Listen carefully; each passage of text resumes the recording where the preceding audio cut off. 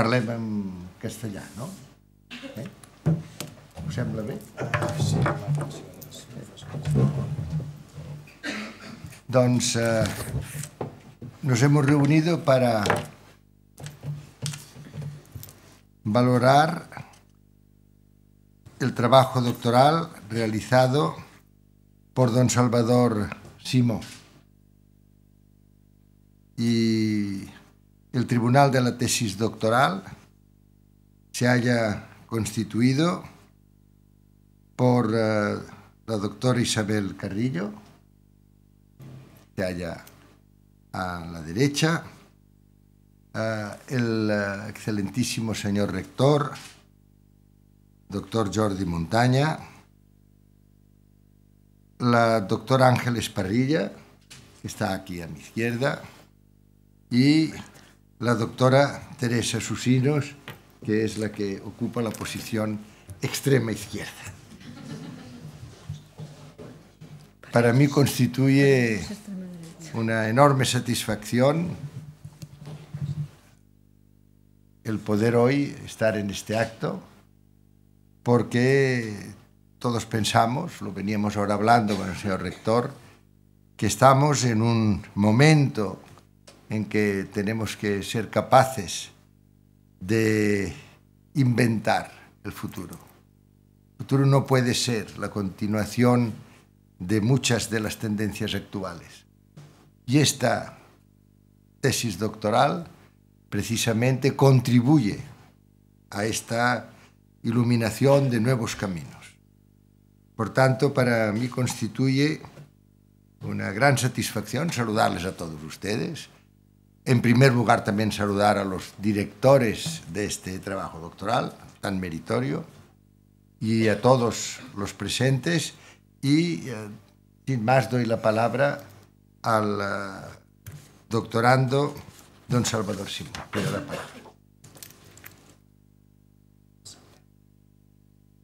Volcans.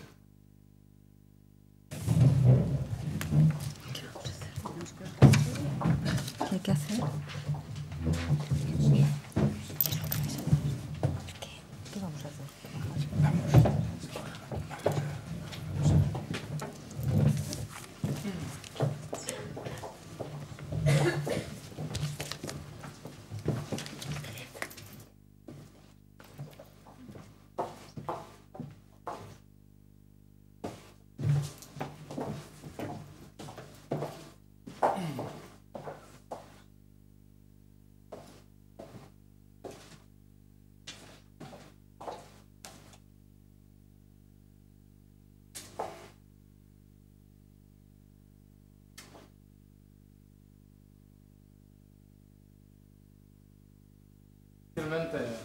Cuando empecé este largo camino que me ha llevado hasta el día de hoy, hubiese podido imaginar un día tan espléndido, el honor de defender mi tesis doctoral del tribunal, sobre todo hacerlo rodeado de personas que han hecho posible tanto el proyecto Miquel Martí i Pol como mi tesis, junto a colegas de la Universidad de Vic, instituciones sociales, instituciones empresariales, propios jardineros, los estudiantes, amigos y mi familia. La palabra es la acción, que como dice Hannah Arendt, es a través de la palabra y de la acción que el ser humano se inserta en el mundo. Esta tesis quiere venir a ser una reflexión sobre cuál puede ser el rol de la universidad en el mundo contemporáneo, ante realidades como la pobreza, la salud o la ciudadanía. Por esto empieza con una foto del profeta de Pablo Gargallo, y yo quiero que ejemplifica muy bien la imagen de Dewey, la universidad como profeta de la democracia. Mi exposición se basará en presentarles brevemente el marco metodológico, los objetivos de la investigación, que voy a intentar responder a partir del marco teórico y de las distintas técnicas de investigación desarrolladas, como han sido las historias de vida, entrevistas en profundidad, los diarios compartidos, y a partir de aquí estableceré una serie de conclusiones y de nuevas preguntas de investigación. La tesis se inicia con un poema de Miguel Ángel Valente. Dice: escribo desde un naufragio, escribo desde la infinita progresión de la sombra, desde el clamor del hombre y del mundo, desde el genocidio, María Zambrano decía que el momento del pensamiento es un momento precioso, pero esta figura de Rodin, cuando la vi en París, comprendí que formaba parte de un conjunto monumental que es la puerta del infierno. Leonardo Boff nos dice: el sufrimiento, más que la admiración, hace pensar. Yo sigo testigo de este sufrimiento en Kosovo, en Guatemala, en Bosnia, en las cárceles y hoy en día en mi praxis actual. Como dice Cortina, uno no puede olvidar lo visto en los valles del sufrimiento. Por esto, ante el delito de silencio, del que nos habla tantas veces el catedrático Federico Miller Zaragoza, he pretendido alzar mi voz para denunciar, como dice Freire, las estructuras deshumanizantes, pero también para anunciar las estructuras humanizadoras, porque creo que este es el rol de la universidad. Y lo escribo sobre todo desde la vida, desde su grito poderoso. Cito esta tesis desde un humanismo impenitente. Nos dijo Martí Paul: hoy creo más que nunca en la bondad de los hombres, en un futuro de paz y de ternura.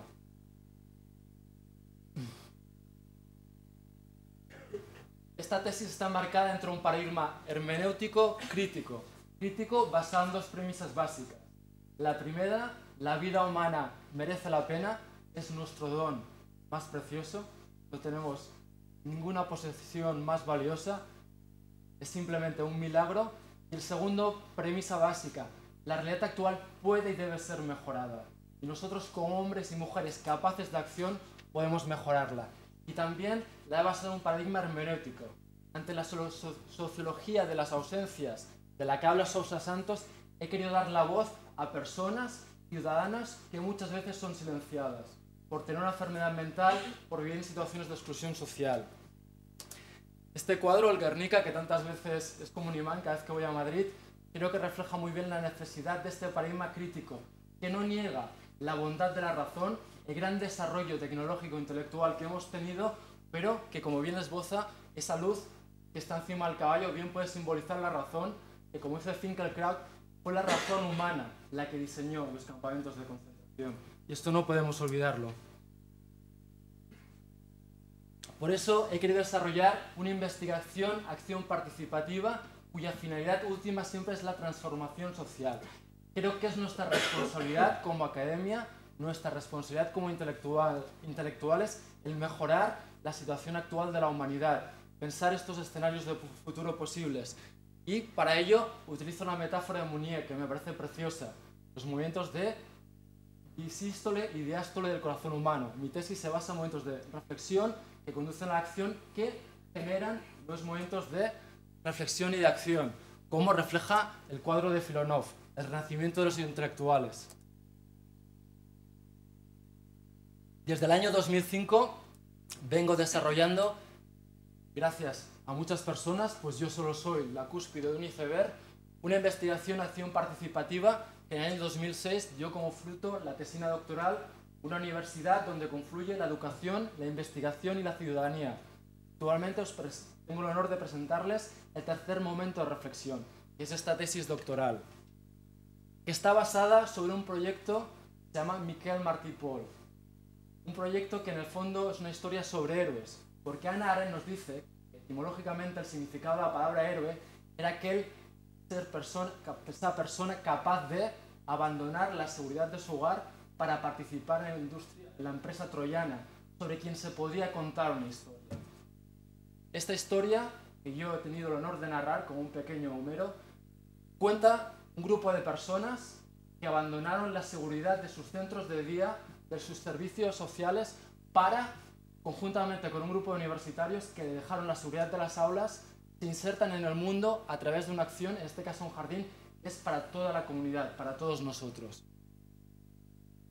Mis objetivos en este tercer momento de reflexión se han basado en, primero, comprender las realidades básicas con las que trabajamos en el proyecto, como son, y lo voy a hacer, a partir del marco teórico.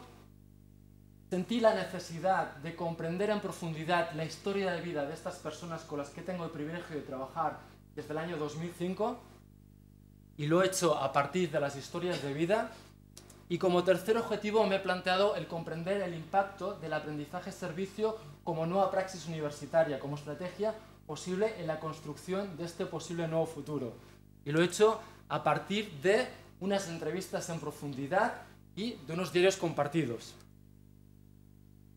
Para comprender las realidades del proyecto he visto la necesidad de profundizar en conceptos como el otro, la pobreza, la salud, la ciudadanía y la universidad, que son los que he desarrollado en el marco teórico. Decía Kant que el hecho de que el mundo fuera esférico hacía imposible la dispersión infinita y hacía obligatorio el encuentro con el otro. Antes de encontrar al otro, creo que nos tenemos que preguntar quién somos nosotros. Creo firmemente que el ser humano es más que el cogito cartesiano y que cuando hablamos del ser humano hablamos de un ser biopsicosocial pero insertado en un mundo, un ser dotado de sentido. Levinas nos decía todo está allí, en el rostro del otro. Por esto he profundizado en la comprensión que tenemos de las personas con situación de exclusión social y personas en situación de pobreza para ver que habitan en un país que hemos construido nosotros de estigmas y de prejuicios. Creo básico recuperar la idea básica de McIntyre y reconocernos todos nosotros como seres dependientes. En cualquier momento somos dependientes unos de los otros y eso hace necesarias que nos tengamos que volver unos a los otros a través de las virtudes. Creo que es una idea básica porque combate uno de los topoi fuerte del mundo occidental, que es la idea de la independencia. Para eso también creo otra idea básica es la idea de Ricoeur, la fenomenología del hombre capaz, reconocernos y reconocer a los demás como seres capaces de palabra, de acción y de narración. Creo que esta cuadro de Guayasamín refleja mucho la idea. Curiosamente nos preguntamos ahora por qué cuando partían los trenes hacia Auschwitz, por qué la gente de su tiempo no hizo nada. Cada día parten trenes con 34.000 niños que van a morir y lo sabemos y no hacemos nada. Creo que es momento de reaccionar y una de las primeras cosas ante las que tenemos la responsabilidad de reaccionar como academia, evidentemente creo que es la pobreza y no podemos sino hacer nuestros los objetivos del milenio, por ejemplo. La pobreza, su existencia, como dice Pogge, denota la falta de moral de unas sociedades supuestamente basadas en los valores ilustrados. Y creo que tan solo hablamos de pobreza material, pero también tenemos que hablar de una pobreza que está quizás más extendida, que es la pobreza espiritual, el que siendo responsable se retira para ser mero espectador, que permite, delega, con su pasividad, que pasen. De los distintos enfoques ante la pobreza, priorizo el enfoque de Amartya Sen, el economista, premio Nobel, que habla de la pobreza como penuria de capacidades, la incapacidad de controlar tu propia vida. Creo básica la idea de desarrollar, como dice Green, una ciudadanía activa para luchar contra la pobreza.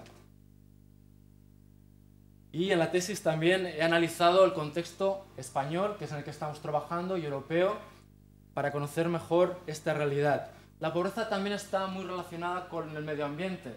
Leonardo Boff nos dice, el principal problema medioambiental es la pobreza. Creo que este cuadro de James Ensor, cadáveres disputándose un ahorcado, reflexiona y muestra esta realidad. Una economía neoliberal basada en un crecimiento limitado, en un planeta con recursos limitados, hará que Gaia, evidentemente, sea este ahorcado que nos estamos disputando. Y lo que me parece más estremecedor de este cuadro, que recientemente pude ver en Bélgica, son las máscaras, que para mí simbolizan las próximas generaciones que esperan su turno para vivir.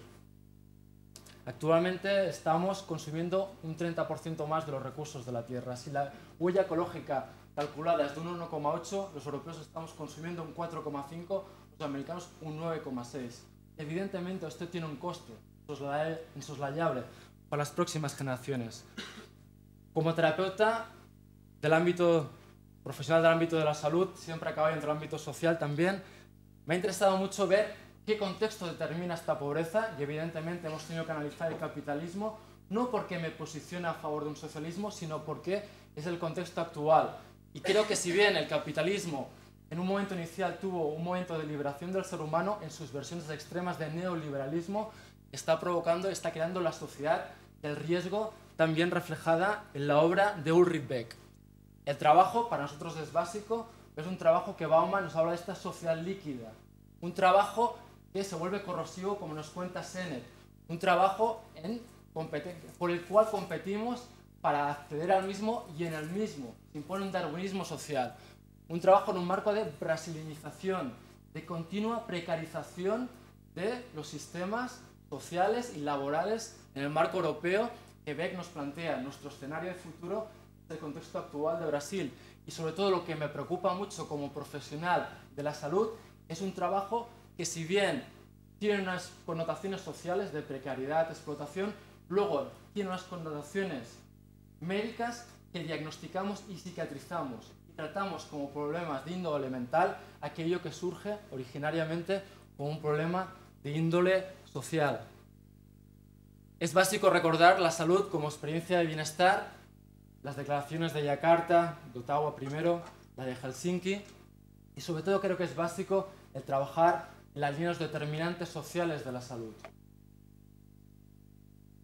La ocupación creo que puede y debe jugar un papel clave en este proceso, y la ocupación desde una perspectiva clásica, como decía Fromm, la ocupación como el medio que permite al ser humano desarrollar su potencial artístico, humanista, intelectual. Creo que es básico poder desarrollar esta idea. El cuadro de Ben Shahn de 1942, Obreros franceses, creo que refleja perfectamente la situación del mundo laboral contemporáneo. Otra dimensión básica es la ciudadanía, más en un contexto como el nuestro, como es la universidad. Hablar de ciudadanía es hablar de política y no podemos empezar si no es por Aristóteles, pero sobre todo me quedo con Bauman, la política como la crítica, la posibilidad de mejora de la realidad. Sobre todo una autora que me declaro totalmente impresionada por su trabajo, es Hannah Arendt. El sentido de la política es la libertad. No podemos renunciar a la política sin renunciar a la libertad humana. La política como el arte de crecer en esa posibilidad de vivir juntos. Un arte que creo que tenemos que retomar de una forma urgente desde unas perspectivas de participación, porque si no, como proféticamente profetizó Tocqueville hace en el siglo XIX, los despotismos blandos se pueden imponer en nuestras sociedades. Ante este riesgo, creo básico el desarrollar una sociedad civil fuerte entre el Estado y el mercado. Una sociedad civil de la que la universidad debe ser un líder conjuntamente con otras instituciones sociales. Pero yo creo que como academia y como intelectuales tenemos una gran responsabilidad sobre nosotros. Y sobre todo preparar en los posibles estados postnacionales. El mundo cambia a una velocidad de vértigo. Muchas veces todavía estamos preparando a nuestros estudiantes en paradigmas obsoletos.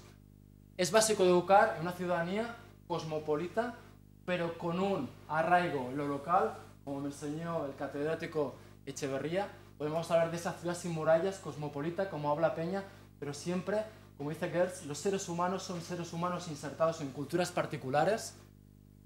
Y creo que es básico, ante este reto que supone la globalización, ante el cual a veces no sabemos cómo podemos empezar, como dice Bauman, la globalización sobre todo es un desafío ético. Propongo la necesidad de empezar por el desarrollo de una ética en la universidad, y en esta tesis propongo trabajar desde la ética del discurso basada en la palabra y la ética de la liberación basada en la acción. La palabra y la acción que dan sentido y título a mi tesis doctoral. Cuadro de la cura, la libertad guiando al pueblo, nos recuerda que los derechos no se otorgan, se conquistan. Con el esfuerzo humano, con la acción humana que deben ser mantenidos. No podemos renunciar a lo que simplemente nos hace humanos. La pregunta para mí clave es ¿qué debemos hacer desde la universidad? Yo creo que tenemos que volver a los documentos, a la esencia. No podemos ignorar la Declaración de la Constitución de las Naciones Unidas, de la UNESCO. Y si hiciéramos realidad lo que está escrito en estas páginas, ya estaría. Incluso los gobiernos hablan del deber sagrado con sus pueblos, pero desgraciadamente documentos como el informe de Delors o la propia Carta Magna de las universidades, donde los rectores se reunieron en Bolonia para establecer la universidad como una institución independiente, generadora de cultura y de bien comunitario, no podemos olvidar que vivimos en un momento que tenemos graves amenazas desde la platonización, la mercantilización y también el etnocentrismo disciplinario. Evidentemente, no podemos obviar los problemas de financiación, sobre todo que continúa habiendo esa lucha entre las propias disciplinas académicas muchas veces. La tesis también reflexiona sobre el espacio europeo de educación superior para decir que ni lo podemos vanagloriar ni lo podemos demonizar, pero sí que tenemos que ser, creo yo, muy cautelosos en su aplicación de este nuevo espacio y sobre todo es básico, como nos enseña Adela Cortina, los valores es lo que hacen habitable el mundo, o como nos enseña la doctora Carrillo, los valores no se enseñan, se aprenden, se degustan. La universidad tiene que ser un espacio de degustación de los valores humanos. Podemos hacerlo a partir de una ética, educación dialógica o de una educación transformadora. Y es en este contexto donde creo que el aprendizaje-servicio puede ser una estrategia de gran valor para desarrollar esta finalidad. Creo que la universidad debe mostrar el título de este cuadro de Magritte, la clarividencia. Tenemos que ser capaces de anticipar, de leer el futuro, de ver ese futuro posible ser y crear ese futuro, como hacía Paul Valéry. El futuro es construcción, lo cita el catedrático Federico Mayor Zaragoza, y nos tenemos que preguntar si realmente desde las universidades estamos construyendo ese futuro.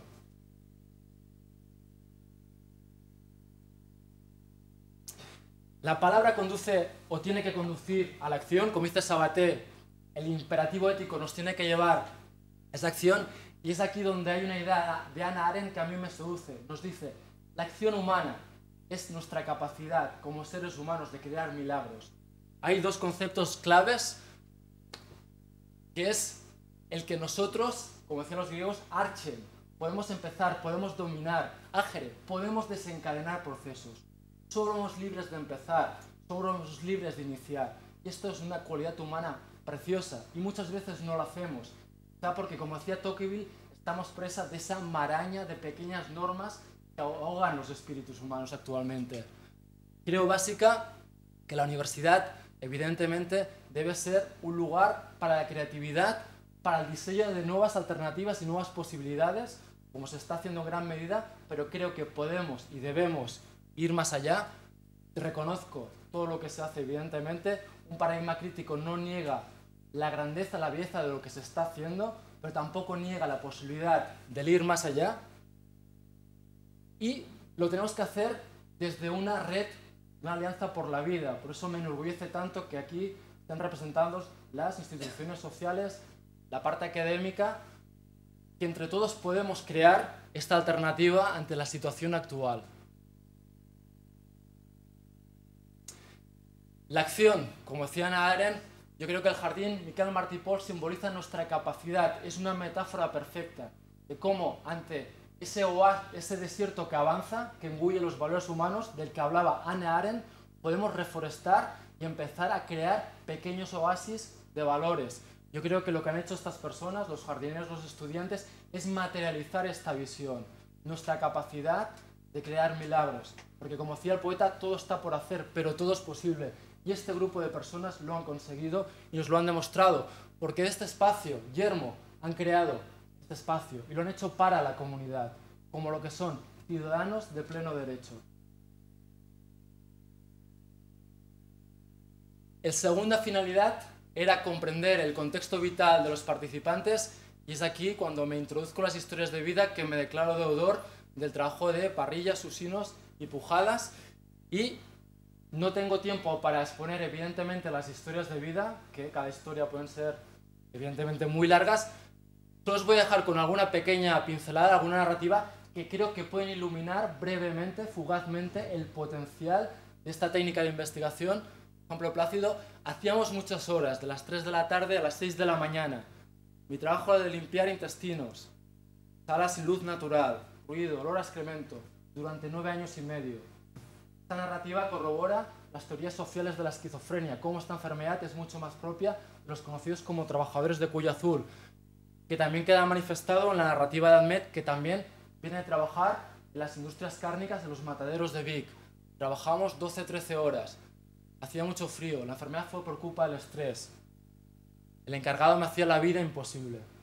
Podemos imaginar, durante 9 años y medio, trabajar 14 horas en estas condiciones, el impacto que tiene para la salud de las personas. Y como dice Bourdieu, todo este sufrimiento social no queda registrado en los balances de las empresas. que solo reflejan el balance económico. Se me juntó todo, el trabajo, me había metido en una casa, la novia venía con prisas, se me fue la cabeza. Otra narrativa, en la fábrica había un hombre que abusaba de mí, duró más de 15 años, me hacía poner malo. Otra narrativa en un plano distinto, Haija. Por ejemplo, cuando tenemos a un señor Anglada, que es un político, un regidor de un ayuntamiento democrático, que compara la situación de los inmigrantes con animales no vacunados. De todas las historias he cogido un matiz de uno de los jardineros para que veamos cómo va creando esa historia, ese recorrido vital. Mi madre me dijo que si mi hermana no hubiera muerto, yo no nacía. Mi padre quería otra niña. Tuvo más de un mes en venir a verme, que manifiesta esa pobreza de ese andamiaje emocional de esta persona. Le dieron una casa que era una pocilga, donde ponían a los cerdos y el dueño la preparó para gente como nosotros. Que manifiesta la asunción de una pobreza estructural propia de España, como lo refleja el catedrático Vicens Navarro. Esta narrativa yo creo que es de las más, para mí, duras de cuando la registramos, cuando esta persona tiene una enfermedad mental y la reacción de la familia es esta. Mi hermano me pegó 5 puñetazos en la boca. Mi madre me cogía el brazo para que estuviera bien colocado. Una enfermedad mental que es catalogada como un problema moral y es castigada en vez de cuidada. Había un hombre que abusaba de mí. Me venía la enfermedad. La enfermedad mental, más allá de las teorías sociales y de las teorías culturales, existe y evidentemente impacta directamente en la capacidad de agencia y de ciudadanía de las personas. Yo pensaba que Dios me protegía, cerraba los ojos y me llevaba al volante. Implica un internamiento que como experiencia humana es una experiencia brutal, muchas veces muy dura. Me clavan agujas, me dan medicamentos muy fuertes, me dejan por el suelo, babeando como un animal. La realidad de la medicación de la propia enfermedad, cómo incide en el día a día de las personas, en su rol como progenitores. Por culpa de la enfermedad estaba muy flojo, mi hijo se cayó, estaba a poder llevarlo. Y última narrativa, tan malo he sido, he hecho alguna maldad es por culpa de la enfermedad. Me han dado por loco, ya está. Yo creo que estas pinceladas muestran la potencialidad del método bibliográfico narrativo. Y curiosamente yo no planteaba hacer una lectura cruzada de estas historias, pero inmediatamente surgieron concomitancias. Por ejemplo, de los 5 jardineros que hemos hecho historias de vida, todos ellos son migrantes de primera o segunda generación, de Marruecos o del sur de España. Todos ellos tienen o una enfermedad mental o una discapacidad física. Todos ellos habitan en un país construido por todos nosotros a base de estigma y de prejuicio. Para ellos, sus estudios y su formación ocupacional y el mundo laboral en el que han estado insertos determina totalmente su salud y su inclusión social. Y finalmente, la sociedad les impide, no les da oportunidades para insertarse en el mundo a través de su palabra y de su acción. Pero sobre todo lo que he aprendido durante estos 5 años trabajando con estas personas es su voluntad acérrima de participar, su gran capacidad, su gran potencialidad no solo para ser jardinero, sino para estar en un congreso de La Coruña presentando una conferencia, dar conferencias en las universidades.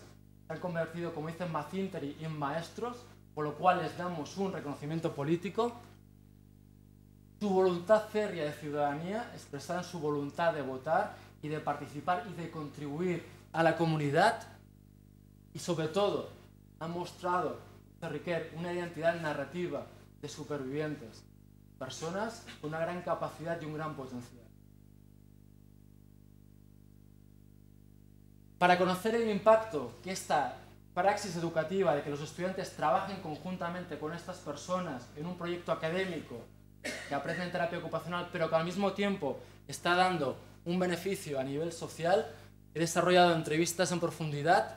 Los temas que han surgido, gracias a los análisis con la técnica de Max QDA, han sido el encuentro con el otro, el aprendizaje, escuela de ciudadanía y el bienestar personal de los estudiantes. El impacto que ha tenido incluso para ellos. Solo voy a compartir breves retazos de narrativas. Por ejemplo, como les comentaba Iván, participar en el jardín es una de las mejores cosas que me ha pasado. Conocer a personas magníficas, me enseñan día a día. Uno se olvida del problema de salud mental, se trascienden los estigmas, los prejuicios, trabajamos juntos, con libertad, dialogamos con respeto. Aquí aparece la ética del diálogo. Me siento orgulloso de formar parte de una sociedad donde se impone el atomismo social. El estudiante se siente que forma parte de una epopeya que otros empezaron y que otros continuarán. Ha sido un placer poder trabajar en el proyecto. Espero seguir colaborando. Se genera un compromiso más allá. Los estudiantes, a pesar de que han abandonado la universidad, siguen colaborando y siguen participando en el proyecto. Aprendizaje. Un aprendizaje de extremada belleza. Retamar nos dice, el ser humano tiene hambre de pan, que es saciable, pero tiene hambre de belleza, que es insaciable. Creo que tenemos que retomar la educación estética de nuestros estudiantes. Aparte de la educación prosaica, les tenemos que dar una educación poética para realmente poder abordar con garantías ese mundo tan duro y esa realidad tan difícil que les estamos dejando como herencia. Me da la oportunidad de conocer la esencia de la terapia ocupacional, la comprensión de la realidad actual de los inmigrantes, de las personas con enfermedad mental, de los problemas medioambientales, como aparece también en las narrativas, y también, como dice Cristian, tiene un alto contenido material intangible. Es aquí donde el estudiante degusta valores humanos. Me dio la oportunidad de creer en mi potencial y en el de un grupo de personas. La penuria de capacidades que habla Amartya Sen, los propios estudiantes muchas veces no creen que ellos son sujetos históricos con la capacidad de transformar el mundo. Y somos nosotros que les tenemos que demostrar, darles oportunidades para hacerlo. La exclusión es uno de los castigos peores que se pueden dar. Es un atentado contra el espíritu humano. Podríamos rediccionar miradas, acoger nuevos valores. Ante una sociedad ética, indolora, como nos dice Lipovetsky, la necesidad, el hambre de valores humanos que surge. Y los propios estudiantes recomiendan esta estrategia. Dicen, si la universidad se impartiera un aprendizaje basado en la realidad, los estudiantes se sentirían más responsables y comprometidos. Evidentemente, el aprendizaje servicio es una estrategia que se le da un gran valor para educar en la ciudadanía, que según Dewey es nuestra finalidad como universitarios. Pero tenemos que ser conscientes que en el contexto actual universitario el compromiso no se lleva, está de moda lo individual, lo no comprometido.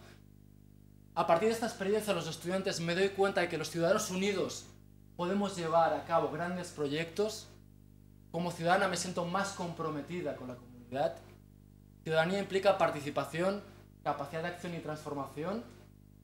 Incluso amanece una ciudadanía ecológica. Ahora cuido la tierra, planto semillas y saboreo los frutos que me ofrece el milagro de la vida. Pero donde creo que también la investigación aporta un hecho diferencial importante es en que esta praxis que tiene lugar en un contexto de silencio, del olor a la tierra, con el perfume de las flores, el sonido del agua y la belleza, impacta directamente en el bienestar físico, psicológico, mental de los propios estudiantes. Me permite ver la vida desde una perspectiva externa. Vivimos en el mundo de la prisa, del estrés, del trance. Dice autores como Goleman que es este trance el que nos impide reaccionar ante los demás seres humanos. No los vemos, como decía Tocqueville. Estamos rodeados de personas, pero no los vemos, no los sentimos, no los tocamos. El jardín me ayuda a sentirme viva, bienestar físico. El año pasado fue un año difícil, una situación personal que me hacía... El jardín hacía que me olvidara por momentos. Cómo impacta en el bienestar mental de los propios estudiantes, incluso más allá. Cómo el jardín ha ayudado a un estudiante, en este caso, a afrontar una adicción, en este caso al hachís. Consiguió que fuera capaz de cambiar hábitos muy arraigados en mí. Tras 9 años, mi adicción al hachís se convirtió en una lucha a la que me enfrenté gracias al jardín. No podemos obviar la realidad. Nuestros estudiantes son seres en el mundo, un mundo actual marcado por realidades como la depresión o la adicción. Tan solo tendríamos que pensar en el consumo de drogas que jueves tras jueves se repite en las fiestas universitarias y que día tras día sucede en los patios del campus.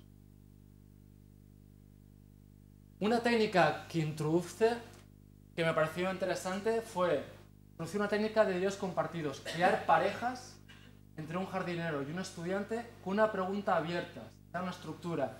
¿Qué has aprendido tú de él y qué él ha aprendido de ti? Una de las parejas, que fueron Plácido y Cristian, utilizaron la técnica fotográfica y las fotos que ven ustedes están generadas por esta pareja en el espacio del jardín. Me parece que las fotos hablan por sí solas y mucho más habla por sí sola esta narrativa que creo que refleja el potencial de esta técnica. A lo largo de este año hemos estado creciendo juntos, en la cotidianidad de cada día. Con cuidado y delicadeza hemos construido una experiencia conjunta, sincera. Entrar en un espacio durante un tiempo hace que nuestras experiencias, emociones, sentimientos y pensamientos queden escondidos en diversos rincones del lugar. Poder ir haciendo un registro ha sido una bella experiencia, ya que me ha puesto de relieve la necesidad de interactuar y de compartir. Cuando pienso en el impacto del aprendizaje-servicio, pienso en esta imagen de cuando fuimos al Congreso Europeo de Terapia Ocupacional en La Coruña. La imagen es de parte de miembros del equipo, tanto estudiantes como unos jardineros. Yo creo que es una técnica con un potencial tan infinito como el Océano Atlántico al cual nos estamos asomando en este momento. Concluiré ya, primero con un decálogo de conclusiones que cierran el marco teórico más lo visto en la praxis. Creo que se impone un renacimiento a nivel moral y social, la inspiración de Mounier, la revolución personalista, basada en reconocernos como seres interdependientes, capaces de palabra, de acción y de narración. La erradicación de la pobreza, tanto material como espiritual, así como la preservación de la biosfera, pueden y deben ser nuestra labor prioritaria. La ocupación es un determinante básico de la salud y de la inclusión social. Debemos desarrollar una economía al servicio de la humanidad y respetuosa con el medio ambiente.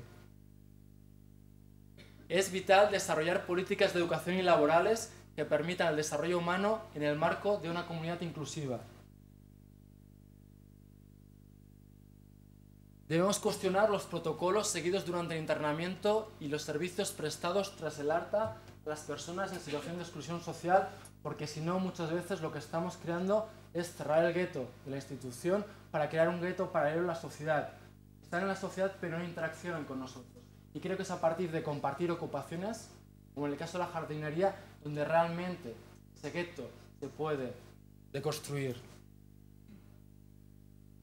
Debemos potenciar una ciudadanía activa y cosmopolita desde una sociedad civil fuerte, y es aquí donde creo yo que en la universidad tenemos que ser muy conscientes de nuestro compromiso como intelectuales con la democracia y los valores de la justicia social. Finalmente, el aprendizaje-servicio creo que es una estrategia con un gran potencial, tanto para la educación académica, moral, pero también para el bienestar de nuestros estudiantes, que creo que es de gran importancia. Y finalmente, creo que debemos seguir investigando y democratizando los procesos de investigación. Las historias de vida, los diarios compartidos, son técnicas que dan protagonismo a las personas que tantas veces hemos silenciado. Aquí tanto los trabajos de Susinos como Parrilla han sido muy iluminadores para mí, y tenemos que buscar también nuevas formas de transportar los resultados de nuestras investigaciones a la sociedad. Por eso, por ejemplo, nosotros estamos trabajando ahora cómo a través del arte, el videoarte en concreto, podemos transferir los resultados de la investigación a la sociedad. Todo esto se conjuga en una teoría que he planteado de una forma embrionaria, como un esbozo, que es la teoría del Renacimiento. Hawking dice que toda teoría tiene tres momentos básicos. Primer momento, establecer la naturaleza del ser humano. Segundo momento, una descripción del problema. Y tercer momento, una prescripción de lo que podemos hacer. Plantea el ser humano como un ser holístico, moral e interdependiente, pero sobre todo como un ser con voluntad de palabra y capacidad de acción y narración.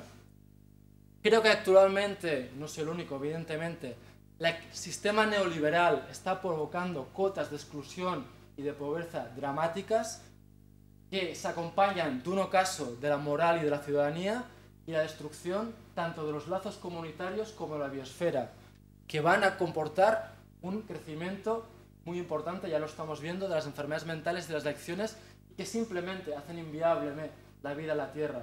Decía Latouche, el pretender tener un crecimiento ilimitado en un planeta con recursos limitados, hay que ser loco, ser economista. Ya parece que todos nos hemos convertido en economistas. Y sobre todo, creo que es básico que podemos cambiar esta situación y se está empezando a cambiar desde una revolución de índole moral y material y desde la construcción de comunidades inclusivas y sostenibles, de las cuales yo creo que el proyecto Miquel Martí i Pol es un pequeño vivero de posibilidad. Es un ejemplo de lo que podemos hacer y creo profundamente que la ocupación humana, tanto el trabajo y el ocio, jugarán un papel básico. Creo que el cuadro de Van Gogh, Flores de nuevamente a un flor, que Van Gogh pintó cuando nació su sobrino, simboliza perfectamente esta idea de renacimiento tan necesaria actualmente, pero que si vamos atrás en la historia de la humanidad y nos vamos a la Italia del Renacimiento, nos demuestra que el ser humano hemos sido capaces de renacer como ave fénix de nuestras propias cenizas. Estamos trabajando ya en nuevos proyectos, ideas de desarrollar proyectos que desarrollen un crecimiento y un bienestar personal conjuntamente con la salud de las personas, que al mismo tiempo trabajen con tener un impacto medioambiental y trabajar desde la universidad en la construcción de comunidades inclusivas y sostenibles. Un fruto de esta tesis doctoral es un modelo de aprendizaje-servicio. Planteo esta tesis doctoral no como la verdad, sino, como nos dice Todorov, como una invitación al diálogo, y planteo este modelo como un modelo viable, contextualizado, pero que puede ayudar a iniciar diálogos en otros contextos. Yo creo que lo que define al modelo que hemos creado aquí en Vic desde el año 2005, desde la sociedad civil, política y social, es la esencia del aprendizaje-servicio, pero con las connotaciones de que al mismo tiempo se da un bienestar social y ecológico. Nuestro lema es 1 más 1 es más que 2. En una situación de escasez de recursos económicos, creo básico el maximizar el impacto de nuestras intervenciones y sobre todo que tenga en cuenta el bienestar de nuestros estudiantes. Creo que este punto es básico y que ha pasado muy desapercibido o no le estamos prestando suficientemente atención. Concluyo ya. Nuevas preguntas de investigación. Evidentemente esta teoría del Renacimiento tiene algún sentido, tiene alguna potencialidad. Solo presento un esbozo final de la misma. Es a partir de ahora que intentaremos desarrollarla. La estrategia de aprendizaje-servicio en el modelo SES, vamos a seguir investigando. Seguiremos investigando sobre los determinantes sociales de la salud. Dentro de 2 meses vamos a replicar la investigación en Chile y en Venezuela. Voy para formar equipos de investigación. A nivel europeo también lo vamos a hacer en Georgia, si todo va bien. Y creo básico seguir democratizando en los procesos de la investigación, porque el conocimiento tiene que ser de la sociedad. Es de la sociedad. Como académicos nos debemos a la sociedad y tenemos que ser sus compañeros desde la academia. Decía Helder Cámara, cuando uno cree solo, tan solo es un sueño. Cuando 2 o más creen juntos, es el principio de una realidad.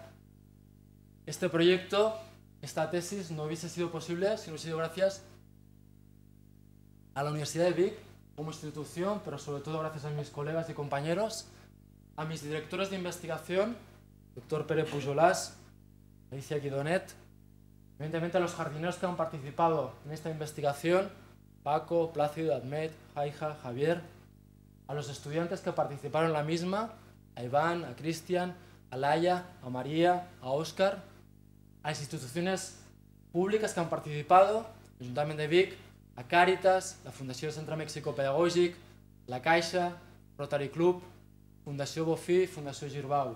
Sin ellos simplemente yo no estaría aquí y el proyecto Miquel Martí i Pol no sería más que una quimera. Pero sobre todo permítanme dar las gracias a las personas que me han enseñado la idea básica de Macintire, que somos seres dependientes. Yo me declaro plenamente dependiente de su amor, que son mi familia, los presentes y los ausentes, y sobre todo de Pau, porque como decía Tagore, para hacer nuestro camino en línea recta tenemos que atar nuestro carro a una estrella. Para mí Pau es nuestra estrella guía. Y reconozco que me impresiona el tribunal de hoy, pero el que realmente me da miedo va a ser el tribunal de mañana, que creo que todos nosotros tendremos que afrontar un día. Será cuando las generaciones que vienen detrás de nosotros nos mirarán a los ojos y nos van a preguntar qué hicimos con su mundo. Porque no nos pertenecen a nosotros, sino que lo hemos tomado prestado de ellos. Yo creo que el poder contestar mirándolos a los ojos me merece la pena nuestro esfuerzo. Concluía mi idea con esta escultura que tanto me impresionó en Vancouver, el bote de los Haida, de Bill Reid, porque para mí simboliza perfectamente la comunión de interdependencia entre los seres humanos con la biosfera, con el mundo natural, y concluye esta tesis doctoral con la figura del profeta, una figura talismán que tantas veces visité en el Museo Pablo Gargallo en Zaragoza, porque creo que realmente la universidad debe ser este profeta de la democracia, una universidad que grite como este profeta, que denuncie, en sentido freiriano, las estructuras que deshumanizan, pero que anuncie las estructuras humanizadoras. Y creo quizá que la mejor forma de concluir son con los mismos versos que termina mi tesis doctoral. Que nuestra universidad hace cada mañana su voz, cada tarde, cada noche. Sin pausa mi grito resonará en los tímpanos de los jerarcas, hasta que se pueble de amor la tierra entera. Mientras viva y pueda articular una palabra, proclamaré al viento de cada amanecer que no debe haber tregua, hasta que toda ligadura haya sido desatada.